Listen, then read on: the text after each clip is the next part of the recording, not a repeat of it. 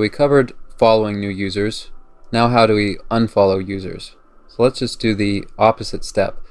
Instead of pushing the follow ID and pushing the authenticated user's ID onto the following and followers array respectively, we're just going to do the opposite operation, which is the $pull operation. So it's as simple as copying everything for add following, the body of add following, and mirroring that with delete following, where we have request, response, and next. Make sure it's async, and make sure to use the pull operator. And for add follower, you can grab all of this.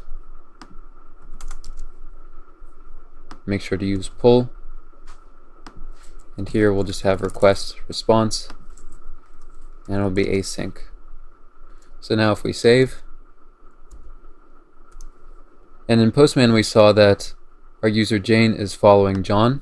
Now what if she wants to unfollow John? Well, we can take his ID, go to our unfollow path. This will be a put request, so we can provide a body. The follow ID will be the exact same one. We hit send. When we get back John's data, now with no followers, and if we look at Jane's profile, we rerun that request, she has no one that she's following.